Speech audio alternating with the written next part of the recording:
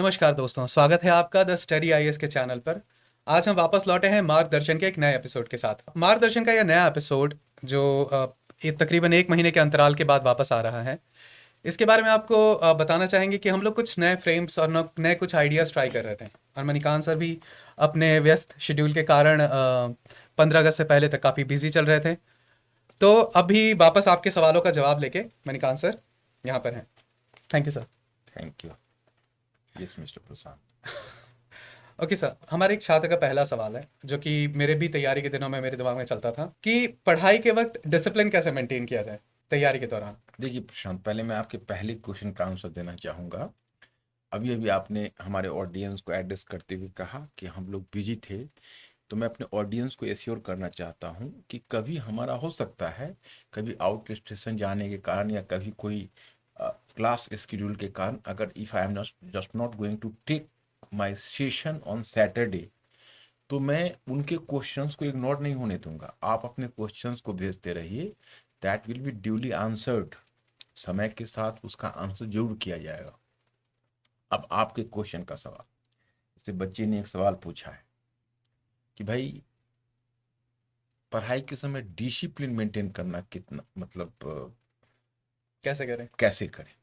तो देखो बच्चों, सबसे पहली बात मैं आपको कहना चाहूंगा कि मैंने अनुभव किया है, क्योंकि मैं तो स्टूडेंट्स के बीच ही रहता हूँ, तो स्टूडेंट्स का मुझे रियल लाइफ एक्सपीरियंस है। क्लास में कई बार मुझे डांटना भी होता है इस कारण से, और बाद में मैं समझाता भी हूं कि भाई ये डांट भी तुम्हारे लिए ही पड़ रही है। एक्चुअली होता क्या है कि जब तक आपका गोल डिफाइंड नहीं होता है और आपका अप्रोच पॉजिटिव नहीं होता, पॉजिटिव का मतलब ये नहीं कि आप एकदम श्योर होकर सोचिए कि I am going to qualify the examination. Positive का मतलब ये है कि आपका एक्चुअल एफर्ट्स लगना चाहिए आपके सक्सेस के लिए।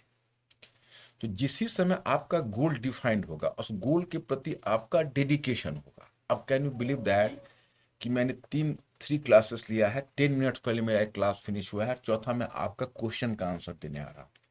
कहीं भी आप मुझे थका हुआ नहीं महसूस करेंगे।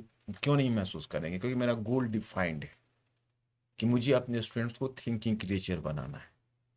तो आपका अगर गोल डिफाइंड होगा कि भाई देखिए मुझे हर स्थिति में क्वालिफाई करना है, ये मेरे लिए मेरे वजूद का क्वेश्चन है, तो डिसिप्लिन स्वयं बन जाएगा। आप आपका माइंड डिवाइडेड होता है, हाफ हार्टेड होता है, टू बी और not to be, that is the question. You are in Hamletian dilemma. तो कभी जब आपका सेंस पॉजिटिव होता है तो पता चला 8 आवर्स पढ़ लिया। जब आपको फ्रस्ट्रेशन लगता है कि भाई पता नहीं होगा कि नहीं, पता नहीं मैं इस फील्ड में कंटिन्यू कर पाऊंगा कि नहीं, तो दिन भर पढ़ाई नहीं होती है। तो डिसिप्लिन कम्स फ्रॉम डिटर्मिनेशन। तो पहले अपने गोल को डिफाइन करके डिटर्मिनेशन को फिक्स करें। Thank you sir. मुझे भी काफ़ी अच्छी इंसाइट मिली। अच्छा, हमारा अगला सवाल है। इन्होंने कहा, प्रणाम गुरुजी सर, मैं गांव से यूपीएससी की तैयारी कर रहा हूं। मैंने ऑनलाइन यूपीएससी बैच से अपनी तैयारी प्रारंभ की थी, जिसमें अपने आपने इतिहास पढ़ाया था। मेरा वैकल्पिक विषय भी इतिहास है, जिसके लिए मेरे पास केवल आपके नोट्स हैं। वो जानना चाहते हैं कि क्या मुझे अतिरिक्त किताबों की आवश्यकता है हिस्ट्री ऑप्शन की तैयारियों के लिए। हमारा एक और सवाल है जो कि इसी से मिलता जुलता है। वो भी कह रहे हैं कि उन्होंने 2018 में हिस्ट्री ऑप्शन का बैच आपसे ही पढ़ा था, और वो जानना चाहते हैं कि क्या आपके नोट्स 2026 के एग्जाम के लिए भी पर्याप्त हैं। देखिए मिस्टर प्रशांत, आपने 2 क्वेश्चन को क्लब किया है, दैट्स अ गुड थिंग। लेकिन दोनों क्वेश्चन का जो इश्यूज है वो अलग अलग है। एक जो पहले क्वेश्चन आपने किया है, he has just watched my lecture online yes sir. In general studies. अच्छा। तो उन्होंने मुझे जीएस पार्ट हिस्ट्री किया है, और दूसरा वाला जो क्वेश्चन आपने किया वो ऑप्शनल पार्ट हिस्ट्री किया है। और ये दोनों पूछ रहे हैं ऑप्शनल की तैयारी के लिए पर्याप्त है कि नहीं, कौन सा बुक पढ़ूं, क्या करूं। तो जिन्होंने जीएस में किया है वो जीएस में जो पढ़ा है वो ऑप्शनल के लिए बिल्कुल अपर्याप्त है, इनसफिशियंट है।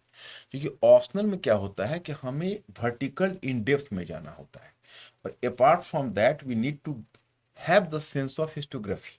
हमें थोड़ी सी इतिहास लेखन की भी समझ चाहिए होती है, क्योंकि वो क्वेश्चन वर्टिकली भी होता है, थोड़ा डेप्थ में होता है।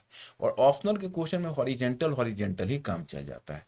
तो दोनों का अप्रोच थोड़ा चेंज हो जाता है। तो इसीलिए जो ऑप्शनल की तैयारी से जीएस का काम किया जा सकता है, लेकिन जनरल स्टडीज की तैयारी से ऑप्शनल का काम नहीं किया जा सकता है। तो पहले वाले का तो मैं जवाब देना चाहूंगा कि आपको ऑप्शनल की तैयारी अलग से करनी चाहिए। रह गई बुक की बात, तो मैं स्टूडेंट्स में आपको क्या बताऊं, मैं आपको क्लास करने के लिए प्रमोट नहीं कर रहा हूं, डोंट टेक इट अदरवाइज। एक सच्चाई बता रहा हूं कि आज की तारीख में ऑप्शनल में, चूंकि आप जानते हो कि क्वेश्चन के साइज 200 वर्ड्स एंड 150 वर्ड्स हो गए हैं, तो वो आपको मतलब इतना मल्टीप्लाइड नंबर ऑफ क्वेश्चंस पूछते हैं और इतना रेंज ऑफ क्वेश्चन पूछते हैं और इतने स्मार्ट क्वेश्चन पूछते हैं, तो उसके लिए जो अंडरस्टैंडिंग की जरूरत होती है उसमें आपको ढेर सारे बुक्स खुद से पढ़ने पड़ेंगे। और सिर्फ पढ़ना ही प्रॉब्लम नहीं है, उसको एसिमुलेट करना आपके लिए, उसको पचाना, उसको डाइजेस्ट करना, ये आपके लिए चैलेंज हो। तो मैं आपको ये कहना चाहता हूं कि थोड़ा तो मुश्किल का काम ऑप्शन की तैयारी करना होगा खुद से, लेकिन अगर आप कर सकते हैं तो करिए। कोई एक दो बुक है नहीं, लॉन्ग लिस्ट ऑफ बुक्स फिर पढ़नी पड़ेगी आपको। अब मैं दूसरे क्वेश्चन वाले को कहना चाहता हूँ, 2018 में किया है, तो माय स्टूडेंट्स, आप अगर किसी और से क्लास किए हो तो आपका काम चल जाता है, लेकिन मैं हिस्ट्री को एक स्टैटिक सब्जेक्ट नहीं देखता हूँ, डायनेमिक सब्जेक्ट के रूप में देखता हूँ। मैं हमेशा नए बुक्स के टच में रहता हूँ, नए इंटरप्रिटेशन के टच में रहता हूँ। और 18 to 2026 there is a long gap, 8 years का गैप है, तब तक मेरे सारे नोट्स बदल चुके हैं।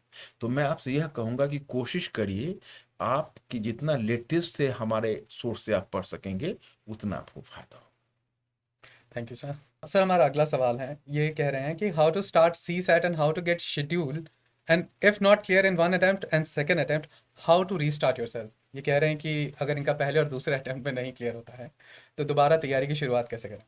पहली बात तो मैं कहता हूँ कि don't start with self with a sense of defeatism. आप पहले, आपने यह बिना एग्जाम दिए हुए, अभी आपने प्रिपरेशन भी पूरा नहीं किया है, पहले ही आपने मान लिया कि फर्स्ट अटेम्प्ट और सेकंड अटेम्प्ट में नहीं होता है तो थर्ड अटेम्प्ट में हम क्या करेंगे, आप ऐसा मत सोचिए पहले।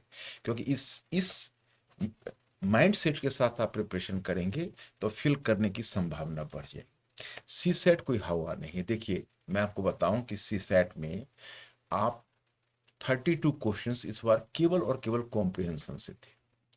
आपको सी सेट को क्वालिफाई करने के लिए कितना मार्क्स चाहिए, आप जोड़िए, 66 मार्क्स आपको चाहिए। हम्म।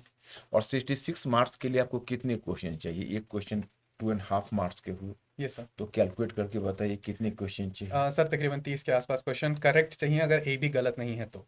अच्छा, तो मतलब ये हुआ कि 30 क्वेश्चन। अब 30 क्वेश्चन का आपका बनता है 75 मार्क्स बन जाता है।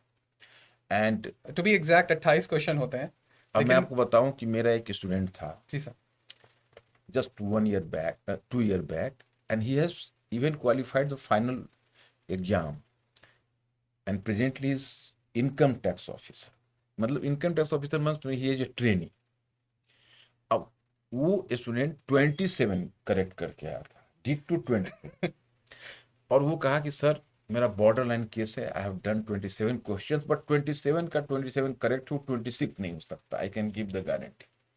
अगर मैं सर प्रीलिम्स क्वालिफाई कर जाता हूँ, क्योंकि एक साल पहले भी उसने अच्छा। इंटरव्यू दिया हुआ था ओह। और लेकिन फाइनल सिलेक्शन नहीं हुआ था, तो उसने कहा कि अगर कर जाता हूँ तो अब 27 में रिजल्ट हुआ, वो आके मिला कि sir I have been selected. अब 27 क्वेश्चन में सिलेक्ट हो गया। उसके बाद उसने प्रिपरेशन किया, फिर मेंस का तो ऑलरेडी प्रिपरेशन उसका पहले से भी था, फिर उसने वर्क किया, क्वालिफाई किया, फाइनल सिलेक्शन हुआ इस बार, और मात्र 27 क्वेश्चन और 32 क्वेश्चंस इस बार आपने देखा है केवल और केवल कॉम्प्रिहेंशन से। हाँ। अगर ढंग से बच्चा केवल कॉम्प्रिहेंशन भी पढ़ ले, वो मैथ को अगर टच ना भी करे तो भी क्वालिफाई कर जाएगा। लेकिन आप अगर मैथ रीजनिंग पढ़ते हो तो थोड़ा थोड़ा क्वेश्चन तो उधर कर ही सकते हो। एक बात समझ में नहीं आ रही कि अगर आपकी कुशल रणनीति होगी तो सी सेट फेल करने का सवाल नहीं। हम्म। कॉम्प्रिहेंशन तो मैं ही खुद करवाता हूं, हाँ। मैं तो आपको इनवाइट कर रहा हूं कि आपको कॉम्प्रिहेंशन में मैं ज़्यादा नहीं, 7 to 8 क्लासेस में इतना आपका सुपर कॉम्प्रिहेंशन बना दूंगा कि कम से कम 32 क्वेश्चन में, मैं ये नहीं कहूँगा 32 का 32 आप कर लेंगे, हम आपको 6 क्वेश्चन 7 क्वेश्चन का लीव देता हूँ। लेकिन उतना करने के बाद आप 6-7 गलत कर जाइए। लेकिन अगर आप 25-26 अगर आप कॉम्प्रिहेंशन में कर लेते हैं तो रीजनिंग और मैथ में क्या आप कुछ भी क्वेश्चन नहीं कर पाएंगे, तो सिलेक्शन नहीं होने का सवाल नहीं। बिल्कुल सर। तो इसलिए पहले आप इसको मानकर नहीं चलिए कि आपका सिलेक्शन नहीं। पॉजिटिव हाँ अप्रोच हाँ, हमेशा रहे कि हाँ, पॉजिटिव माइंडसेट आवश्यक है। अगला सवाल है हमारा कि ये पूछते हैं, सर एक समय के बाद हम पढ़ते पढ़ते थक जाते हैं। सर यूपीएससी में ये तो पता होता है कि हमें कब आना है, पर एग्ज़ाम नहीं हो रहा हो तो हमको कब मूव ऑन करना चाहिए, क्योंकि इस एग्ज़ाम की तैयारी बहुत खर्चीली और टाइम लेने वाली है। ये बात ये इसलिए पूछ रहे हैं क्योंकि ये इनका फोर्थ अटेम्प्ट है और ये मार्गदर्शन चाहते हैं आपसे। क्वेश्चन को, फर्स्ट पार्ट इनके क्वेश्चन को एक बार फिर रिपीट करिए तो। सर ये कह रहे हैं कि सर एक समय के बाद हम पढ़ते पढ़ते थक जाते हैं। हम्म। सर यूपीएससी में ये तो पता होता है कि कब तैयारी करनी है या कब हमें एंटर करना है एग्ज़ाम में, लेकिन ये नहीं पता होता कि एग्ज़ाम ना हो रहा हो तो उसे मूव ऑन कैसे करें। देखिए, ये एक सवाल तो जरूर उठता है। अगर मान लीजिए आप 4 बार एग्जामिनेशन दे रहे हो, 4th टाइम आप दे रहे हो, आपको कुछ भी सफलता नहीं मिलती है, किसी स्टेज में सफलता नहीं, तब तो आपका ये लाजमी है कि आपके मन में सेकंड थॉट आएगा। लेकिन अगर किसी किसी स्टेज को आप पार कर रहे हो, उसे normally you will find even such an example. आप टॉपर का भी एग्जाम्पल देखते हो कि पता चला 3 टाइम्स प्रीलिम्स नहीं हुआ और 4th टाइम में फाइनल सिलेक्शन हो गया। तो इसमें कुछ भी कहना मुश्किल है। इसमें मैं तो सजेस्ट नहीं कर सकता कि किसी स्टेज में कि आप एग्जाम छोड़ के, जब आपने 3 to 4 years दिया है तो आप उसे यों ज्यों का त्यों छोड़ के निकल जाओ। लेकिन इतना मैं जरूर एक दो सजेशन आपको दूंगा कि आप यूपीएससी के साथ स्टेट को भी टारगेट रखो, क्योंकि आपका बहुत सारे स्टेट्स का भी कॉमन सिलेबस है। जैसे यूपी का कॉमन सिलेबस है, हम्म। बिहार का कॉमन सिलेबस है। हम्म। तो then you can appear in the examination. अगर आप हिंदी बेल्ट के होगे तो जरूर इस एग्जामिनेशन में आप कर सकते हो, जो वहाँ पर थोड़ा कंपलसरी हिंदी का भी एक पेपर देना पड़ता है। तो आपको यूपीएससी में भी आपको कोई वर्नाक्युलर लैंग्वेज लेना पड़ता है। तो ये चीज है। नंबर 2 कि अब रह गई थकने की बात। तो जब सफलता दूर दिखती है तो थकावट कुछ होती ही है, लेकिन अगर कोई भी तरीके से आप अगर अपने आप को थोड़ा पॉजिटिव रख सकिए और थोड़ा सा आप अगर साइकोलॉजिकली लेट डाउन फील मत करिए, इसमें थोड़ा फैमिली का भी सपोर्ट चाहिए होता है, तो थकावट मिट जाएगी। आप थकावट आती है कहीं ना कहीं जब हमारा होप कम होने लगता है, किसी भी चीज से कम होप होने लगता है, उम्मीदें छूटने लगती है, तो थकावट ज्यादा होती है। उम्मीदें मत छोड़िए, बस अपने आप को सेल्फ इंट्रोस्पेक्शन करिए, आत्म परीक्षण करिए कि कहाँ पर ऐसी भूल हो रही है जिस कारण से सिलेक्शन नहीं हो रहा, और ऑनेस्टली अपने आप को जज करिए, उस कारण को दूर करने की कोशिश करिए। मैं यही सजेस्ट करूंगा। सर अगला सवाल है कि ये कहते हैं, सर मैं कई साल से तैयारी कर रहा हूँ लेकिन पकड़ नहीं बन पा रही है। इधर एक विषय पढ़ो तो दूसरा विषय भूल जाओ, घुमा घुमा कर पढ़ाई तीन चार विषय के इर्द गिर्द ही घूम रही है। अब ये ज़्यादातर एस्पिरेंट से फील करते हैं कि अक्सर वो पहला सब्जेक्ट खत्म करते हैं, मेजर पॉलिटी हिस्ट्री इकोनॉमी, और जब तक चौथे सब्जेक्ट तक पहुंचते हैं तब तक पहला सब्जेक्ट का सब भूल जाते हैं। नोट्स बनाने के बावजूद भी उन्हें बार बार रिवीजन करना पड़ता है, तब भी याद नहीं रहता। देखो मैं स्टूडेंट्स, एक बात मैं सभी को अपील करना चाहूंगा। ऐसा नहीं कि मैं अपने प्रोग्राम को सेल आउट करने के लिए आपको बोल रहा हूं, मैं एक असलियत बता रहा हूं। मैं जब पहले हिस्ट्री की, सेवा की हिस्ट्री में बहुत अच्छे रिजल्ट दिए, अब कौल बाग में भी आ गया हूं, तो मुझे ये भी उम्मीद लगती है कि यहाँ भी रिजल्ट सुधर जाएगा। लेकिन मैं जनरल स्टडीज के फील्ड में ही इसीलिए आया क्योंकि जो सोशल साइंस पढ़ने का तरीका है, यूनिवर्सिटी में हो या स्कूल में हो, बहुत अनसाइंटिफिक तरीका है। और यूपीएससी इसमें भी हमें लगता है कि और भी बच्चों को ये प्रॉब्लम आ रहा होगा कि हम पढ़ते हैं भूल जाते हैं, हमें याद नहीं रहता है, या हम ज़्यादा विषय पढ़ नहीं पाते हैं। इस प्रॉब्लम कहाँ से आता है? तो पढ़ने का तरीका ही गलत होता है। अगर कोई स्टूडेंट, जैसे मैंने बताया है, to be a thinking creature जो मेरा स्लोगन है, अगर आप इंटीग्रेटेड करके पढ़ो, जैसे आज ही मैं करेंट का क्लास में बच्चों को बता रहा था कि भाई आप अब करेंट का इकोनॉमिक इशू को अलग उठा रहे हो, हम्म। गवर्नेंस के इशू को अलग उठा रहे हो, पॉलिटिकल इशू को अलग उठा रहे हो, इंटरनेशनल रिलेशन को अलग उठा रहे हो। हमने एक स्ट्रक्चर बनाया कि देखो यहाँ यूएसए का हम्म।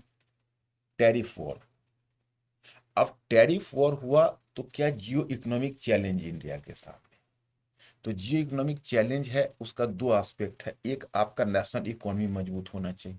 हम्म, तो अब नेशनल इकोनॉमी में दो डायग्राम बनेगा। एक, आप पहले शॉर्ट टर्म मेजर लाइए कि इसे आप किसी तरह से ओवरकम करिए। Do understand my? हाँ हाँ सर। और शॉर्ट टर्म मेजर में आप मेजर सोचिए कि क्या क्या शॉर्ट टर्म मेजर हो सकता है। तो 3 या 4 मेजर निकल के आए। अब आप लॉन्ग टर्म मेजर का डायग्राम बनाइए कि लॉन्ग टर्म में आप इकोनॉमी को इस लायक कैसे बनाएंगे कि इस क्राइसिस को आप अपॉर्चुनिटी में तब्दील कर सके। एग्रीकल्चर में कहाँ रिफॉर्म्स लाएंगे, यहाँ कहाँ रिफॉर्म्स लाएंगे, यहाँ कहाँ रिफॉर्म्स लाएंगे, यहाँ कहाँ रिफॉर्म्स लाएंगे। देन अमेरिका जो टैरिफ वॉर छेड़ा है उसमें आपको 25% टैरिफ इसलिए लगाया है ताकि आप रशिया से पेट्रोलियम प्रोडक्ट्स परचेज करना बंद करिए। पहली बार इंडिपेंडेंस के बाद आपके फॉरेन पॉलिसी को चैलेंज इस बेसिस पर कर रहा है कि आपकी फॉरेन पॉलिसी की ऑटोनॉमी जा रही। तो जब आपकी ऑटोनॉमी अमेरिका ने छीनने की कोशिश की थी तो उस समय आपने नॉन अलाइन मूवमेंट की पॉलिसी के साथ थोड़ा रशिया को लेकर, और आपने उस समय क्राइसिस मैनेज किया था। तो how will you face the geo political challenge, जो कि आपका जियो इकोनॉमिक चैलेंज नहीं, जियो पोलिटिकल चैलेंज। तो जियो पोलिटिकल चैलेंज में अब आपका इक्वेशन वर्ल्ड पॉलिटिक्स में कैसे बदलेगा, इस कारण से उसको लिंक कर दिया। फिर हमने उसको नीचे बढ़ाया। हम कहा, आप देखिए, आप इकोनॉमी में शॉर्ट टर्म तो मेजर है वो तो आप ले लोगे, लॉन्ग टर्म मेजर है वो केवल इकोनॉमी से ही काम नहीं चलेगा, आपको दो फ्रंट पर काम करना होगा। एक, better economic governance and better political governance. तो इकोनॉमिक गवर्नेंस में आपके साथ ये है कि आपके कुछ, जैसे कुछ तो मोदी जी ने भी अनाउंस कर दिया है, जैसे जीएसटी रिफॉर्म्स है, आपका नया आईटी बिल 2025 में एक्सेप्ट हुआ है। एक आपका जो अभी अभी रिसेंट में बिल अमेंडमेंट के लिए गया है, चूंकि एक बहुत बड़ी क्राइसिस हो गई थी इंसॉल्वेंसी एंड बैंक्रप्सी कोड में, तो उसको, जिसको आईवीसी कोड कहते हो, तो उसके लिए एक नए कानून अभी बन रहे हैं। तो वो आपको इकोनॉमिक गवर्नेंस को मजबूत करेगा। पॉलिटिकल गवर्नेंस में क्या है कि देखिए, इलेक्शन कमीशन को लेकर विवाद उठा, आपका जो जुडिशियरी है वो ओवरबर्डेंड है, जो केसेस को जल्दी नहीं निपटा रही, जिस कारण से आपके एफडीआई बाहर से जो आने वाले हैं, कॉन्ट्रैक्ट लॉज आपका वीक हो रहा है, तो आपको उसको भी संभालना पड़ेगा। पॉलिटी में आपका सेंट्रल स्टेट रिलेशंस का अगर के बीच डिस्ट्रस्ट हो रहा है, तो मोस्ट ऑफ द आपका इकोनॉमिक डेवलपमेंट काम स्टेट गवर्नमेंट कर रही है। तो हमने एक पूरा डायग्राम बना के बताया। अच्छा, उसके बाद आप आ जाइए डिजास्टर मैनेजमेंट पर। आपका फ्लैश फ्लड आ रहा है, आजकल इन्वायरमेंटल बहुत ज्यादा प्रॉब्लम, हो रहा है। जो ह्यूमन मेड भी है, कुछ तो सिचुएशनल भी है, कुछ मैन मेड है। आपका जो क्लाउड ब्रस्ट की प्रॉब्लम है, ये प्रॉब्लम है, ये आपका इन्वायरमेंटल प्रॉब्लम से जुड़ा हुआ है, तो ये आपकी इकोनॉमी को भी अफेक्ट करेगा। अब आपका जो गवर्नेंस सिस्टम है और जो आपका डिजास्टर मैनेजमेंट है, वो आपके सोशल जस्टिस को भी अफेक्ट कर रहा है। तो सोशल जस्टिस का एक डायग्राम बना। अब बताया कि देखिए, जितने इश्यूज हैं all are link to each other. जिस दिन इस तरीके से आप पढ़ना शुरू करोगे, थकना भूल जाओगे, सोचने वाला प्राणी बन जाओगे, मजा आने लगेगा, और कभी ये क्वेश्चन नहीं करोगे पढ़ने से बोरियत हो रही। यही पैराडाइम शिफ्टिंग के लिए मैं इस फील्ड में, कि जनरल स्टडीज ऐसा नहीं कि बुक्स में है, कॉपी में है, आपके नोट्स में है। जनरल स्टडीज आपके दिमाग में, आपके आसपास है, आपके आसपास की दुनिया को देखिए ना, यही आपका जीएस है। Thank you so much. मुझे भी काफी काफी कुछ सोचने हैव को यू मिला। मैं विजुअलाइज पूरा, दिस? हाँ, मेरा पूरा सोचने का होराइजन एक्सपैंड हो गया सर। सच बताऊं तो मैं अब मिस कर रहा हूँ आपकी क्लास में बैठना। तो ये चीज है। तो इस तरीके से हमें पढ़ना पड़ेगा, फिर कोई प्रॉब्लम नहीं होगा सारी थैंक यू विषय। Sir, thank you. और ऐसे हमें लगता है बहुत सारे बच्चों को पढ़ने का ये मेरे प्रॉब्लम मेरे आ रहा ख्याल से होगा। अभी आपने जैसे समझाया ना, तो इसी समझाने के तरीके से उनको काफी अच्छा ब्रॉड आइडिया मिल गया। क्योंकि मुझे तो यहाँ बैठे बैठे बहुत अच्छा आइडिया मिल गया कि किसी सब्जेक्ट को सिर्फ एक तरह से नहीं देखना, उसके सारे आफ्टर मैथ्स भी देखना है। क्या उसके कॉन्सिक्वेंसेस होने वाले हैं, वो खुद किस चीज से प्रभावित है और उसका प्रभाव किन किन चीजों पे पड़ने वाला है। बिल्कुल। अब इससे आपको क्या फायदा होगा? आप देखिए, आप स्काई इज द लिमिट। आप जनरल स्टडीज की तैयारी में क्यों थक जाते हो? अब बताओ ना, आपके 4 पेपर है। पहले पेपर में आपके 3 सब्जेक्ट हैं, सेकेंड वन पेपर में फिर आपके 3 सब्जेक्ट हाँ, हैं, थर्ड वन पेपर में आपके 6 सब्जेक्ट हैं, यानी सेकेंड वन पेपर में आपके 4 सब्जेक्ट है, थर्ड वन पेपर में आपके 6 सब्जेक्ट 6 सब्जेक्ट है। और फिर एथिक्स आता है, वो सबका निचोड़ है। तो आप इतने एरिया को अगर आप इकोनॉमी को अलग पढ़ोगे, पॉलिटी को अलग पढ़ोगे, गवर्नेंस को अलग पढ़ोगे, तो थका देने वाली होगी। एक को रखोगे, दूसरा भूल जाओगे। और पहले टॉपिक को टॉपिक लिंक कर लोगे, फिर सब्जेक्ट को सब्जेक्ट का लिंक कर लोगे, और करेंट को स्टैटिक मतलब जो आपका स्टैटिक है उससे जोड़ के उसको अपडेट करते रहोगे। वही मैंने हिस्ट्री में किया था। हिस्ट्री में भी मैं अपडेट इसी तरह से करता हूँ, स्ट्रक्चर बना लेता हूँ, और जब नया पैराडाइम आता है तुरंत पैराडाइम शिफ्टिंग करके अपडेट कर देता हूँ। तो उससे क्या होता है कि बच्चों को बोरियत नहीं होती। मैं अपने क्लास में, मेरे क्लास में जोक्स और मजाक नहीं चलते हैं, बहुत कम चलते हैं। अब किसी बच्चे को थोड़ा सा आप हंस लिए, कुछ पर्सनल थोड़ा कमेंट कर दिया, ये मेरी आदत है। हाँ। लेकिन नॉर्मली लोग होता है जो कहानी बताने के लिए या बच्चों को इंगेज करने के लिए या बच्चों को इंटरटेन करने के लिए इंटरटेनिंग स्टोरी बताते हैं, वो मेरे पास टाइम नहीं होता है, क्योंकि मेरे पास काम की चीजें इतनी। लेकिन फिर भी बच्चे बोर नहीं होते, क्योंकि मैं टॉपिक को ऐसे लिंक करके बताता हूँ कि एक ज्ञान पाने का जो मजा है ना, वो एक अलग इंजॉयमेंट। जैसे अभी देखो, आप सिलेक्ट हो जाओगे तो सिलेक्ट होने पर आपको बड़ी खुशी मिलेगी, लेकिन केवल खुशी सिलेक्ट होने तक ही मिलेगी। ट्रेनिंग ज्वाइन करोगे तो आधी खुशी आपकी चली जाएगी, और जॉब ज्वाइन करोगे तो पूरी खुशी चली जाएगी। लेकिन एक पढ़ाई ऐसी है जिसमें रचनात्मक सुख जीवन भर मिल सकता है।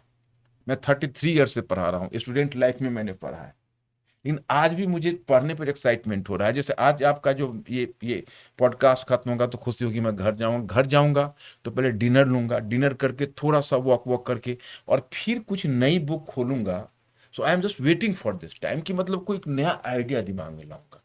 तो इसका जो एक मजा, जब जिस दिन आपको पढ़ने की बुरी आदत लगी है उस दिन बोरियत होना भी बंद हो जाएगा, और पहले पढ़ने में आपको मजा आएगा, फिर आपको सफलता मिलेगी।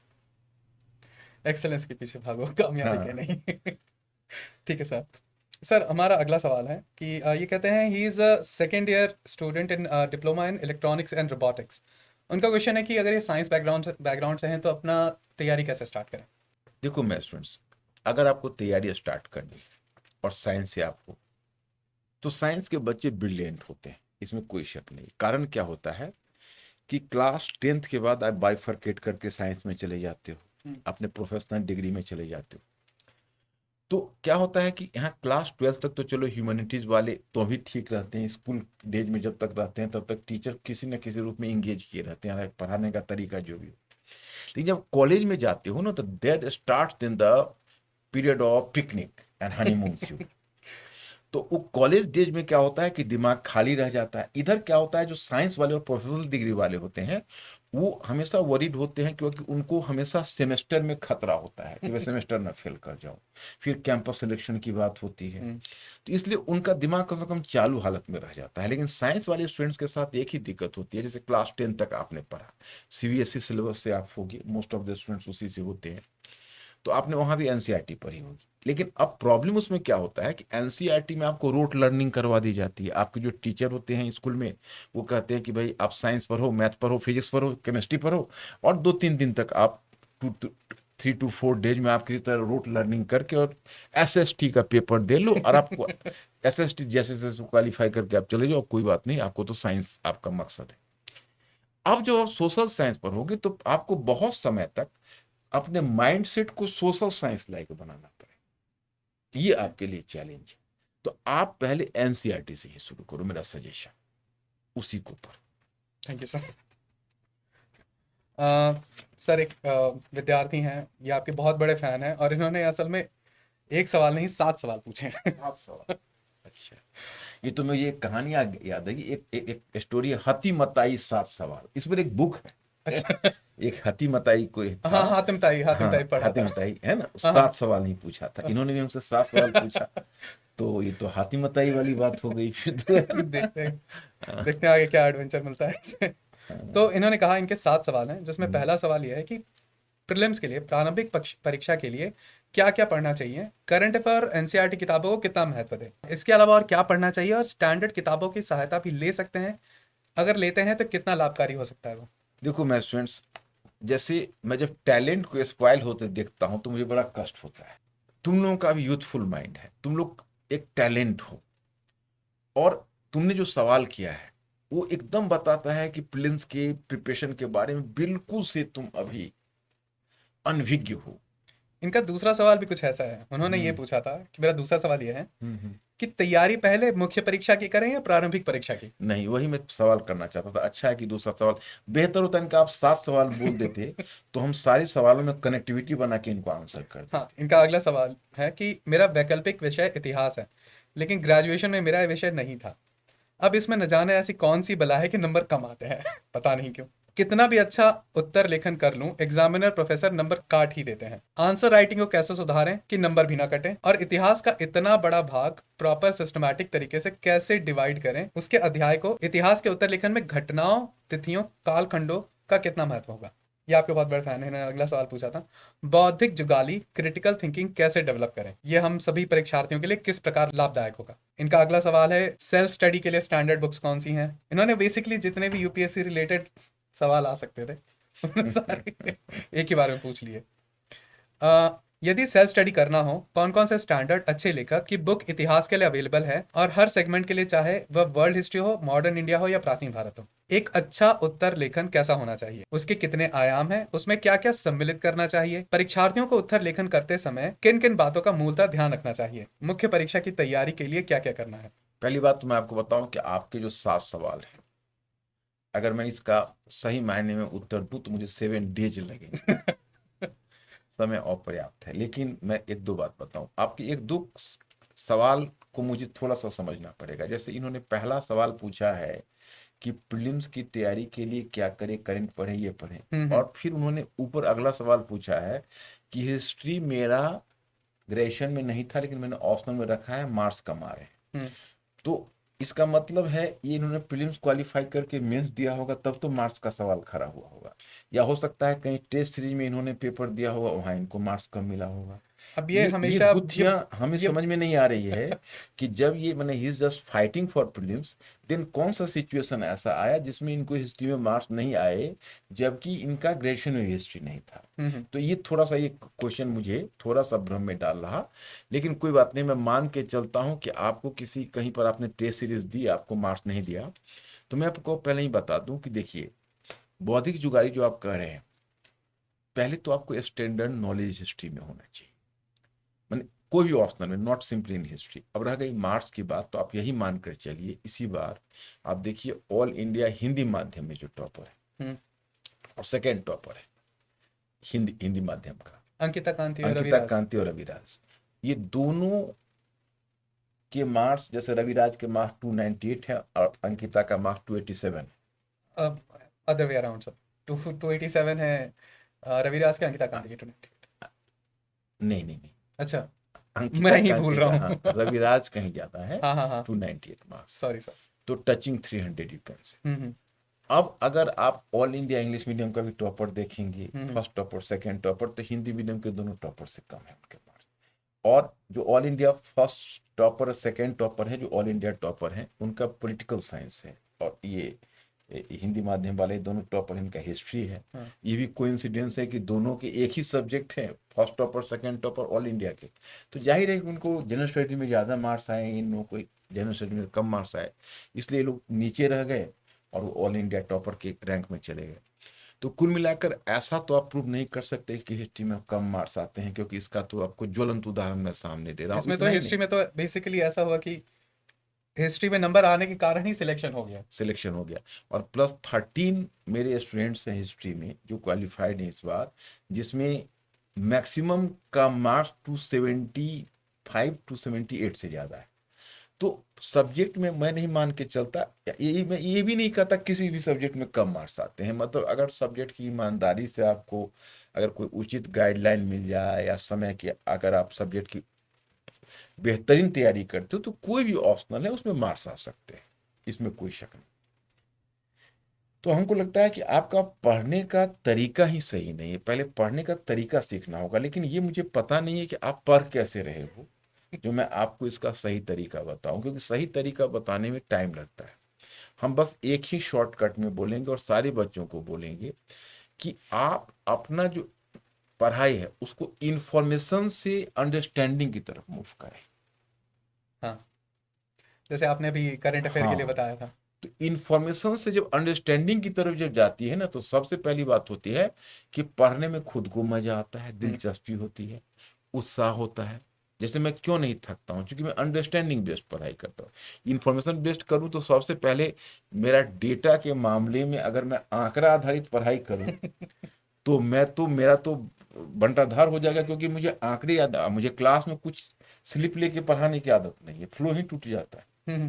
तो मैं स्लिप लेके पढ़ा नहीं सकता। दूसरी बात है कि मुझे लगता है कि अगर मैं स्लिप लेके पढ़ाऊं तो अनजस्ट है, क्योंकि जिन बच्चों को मैथ सब्जेक्ट पढ़ा रहा हूं उनको मैं कुछ स्लिप देखकर पढ़ाऊं, कुछ सपोर्ट लेके पढ़ाऊं, और उनसे अपेक्षा कर रहा हूं कि आप एक्सटेम्पोर आंसर लिखो, तो ये फेयर नहीं है। फिर उनको इंस्पिरेशन कैसे मिलेगा? वो तो समझेंगे मेरे गुरुजी को ही चाहिए सपोर्ट। तो स्लाइड देख के पढ़ा रहे। हाँ, और मुझे वो बोलते हैं, तो इसलिए मैं चूंकि वैसे पढ़ाता हूँ तो मेमोरी से, तो जाहिर है कि बहुत ज्यादा आंकड़ा बेस्ड पढ़ाई मैं कर भी नहीं सकता हूँ और डिलीवर भी नहीं कर सकता हूँ।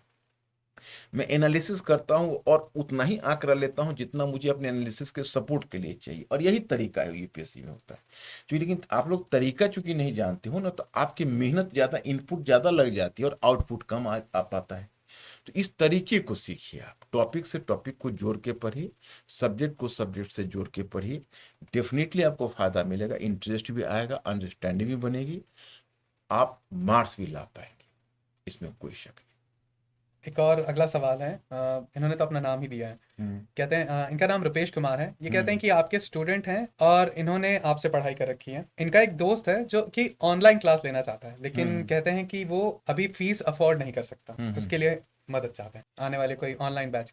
देखो मैं स्टूडेंट्स, मैं आपको बताता हूँ कि फीस को लेके मेरे मन में भी जद्दोजहद चलती है। हालांकि हमने जो ऑफलाइन में भी फीस रखी हुई है वो भी मैंने इस बार कम ही किया है। ऑनलाइन वाले का भी मैंने एक्चुअली है क्या कि मैंने आपको कहा कि मैं इंटीग्रेटेड पढ़ाई करवाता हूँ, तो इंटीग्रेटेड पढ़ाई करवाता हूँ। तो मुझे क्या हुआ कि जब मैंने जनरल स्टडी शुरू किया तो मुझे शुरू के जो 1 साल है वो ट्रायल एंड एरर में, टीचर के ट्रायल एंड एरर में मेरा निकल गया। और मैंने बैच अनाउंस ही किया मैं अपने जीएस अनाउंसमेंट के 1 साल के बाद। जैसे मैंने I have started my preparation from December this year and I have started my batch in July next year. पहले तैयारी Such की, a long स्ट्रक्चर gap. बनाया Yes. और उसके बाद सारा कंटेंट तैयार करवाया, तो कंटेंट भी उसी इंटीग्रेटेड तौर पर तैयार करवाया। तो मैं टीचर को जिनका भी लाता था तो उसमें सबसे बड़ा पंगा ये होता था कि इंटीग्रेटेड इस अप्रोच में टीचर ही नहीं सक्सेसफुल हो पाते थे। तो मुझे जो मार्केट में जो बेस्ट टीचर और जिनको मतलब जो इस जवाबदेही को निभा सकते थे वैसे टीचर लेना पड़ा।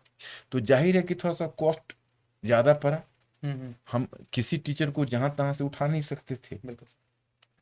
तो इसके लिए क्या हुआ कि, और दूसरी बात है कि मैंने मेरा जो कंटेंट आप देखेंगे, कंटेंट का पेज देखेंगे, सब कुछ देखेंगे तो सब आपको उत्तम क्वालिटी की मिलेगी, मैगजीन हर महीने की। तो क्या है कि मेरा लागत बहुत ज्यादा हो गया, तो मैं चाहकर भी मूल्य को कम नहीं कर सका। जितना मिनिमम कर सकता था उतना किया, उससे नीचे गिरा था तो अपने पॉकेट से लगाने वाली बात होती। तो फिर मैंने क्या किया कि लेकिन मेरे मन में जद्दोजहद चलता रहा। अभी मैं बहुत जल्दी, महीने 2 महीने में, मैं स्टूडेंट्स जस्ट वेट, हमारी टीम आपको अनाउंस करेगी, हम बहुत जल्दी कुछ इस तरह से ऑनलाइन में कुछ कम फीस का कोर्स लाने जा रहे हैं। रुपेश कुमार के दोस्त को बहुत खुशी होगी। तो वो आपके लिए अफोर्डेबल होगा, मैं ऐसी उम्मीद करता हूँ। तो ये मैं बहुत जल्दी आपको अनाउंस करूंगा। मेरा ट्रायल के स्टेज में चल रहा है, और वो ट्रायल अगर मेरा पूरा हो जाता है तो मैं उसका एक वर्जन, यही टीचर रहेंगे, यही टीम रहेंगे, यही मैं रहूँगा, लेकिन कंटेंट सब कुछ वही रहेगा, लेकिन आपकी फी कम हो जाए। चलिए दोस्तों, काफ़ी एक्साइटिंग न्यूज़ है ये कि आने वाले समय में आपको कम फीस, अफोर्डेबल फीस में भी online GS foundation Manikant sir के साथ, मणिकांत सर उनके एक्सपर्ट टीम के साथ अवेलेबल होगा। सर इसके साथ आज का एपिसोड खत्म करते हैं। हमारे पास सवाल बहुत हैं, लेकिन सर काफ़ी लंबी क्लास के बाद अभी ये सेशन ले रहे हैं, लेकिन आपसे हम प्रॉमिस करते हैं कि आपके पास सारे नेक्स्ट वीक में जब आएंगे तो आपके बच्चे को जितने भी सवाल है उसका बिल्कुल है ना। Okay, thank you very much. Thank you. बहुत अच्छा लगा, और मार्गदर्शन में आपसे मिलता हूं तो ऐसा लगता है जैसे मैं आपको डायरेक्ट एड्रेस कर रहा हूं। आप लोग क्वेश्चन भेजिए और नाम भी भेज सकते हैं, इसमें कोई ऐसे झिझक की जरूरत नहीं है। आपको यूपीएससी से संबंधित जो भी चैलेंज और प्रॉब्लम है, I will try at my best to share your, you can say, burden. Thank you very much. Thank you sir, thank you. Dear students, हमारे चैनल को लाइक, शेयर, सब्सक्राइब करें और अपनी तैयारी को और बेहतर बनाएं।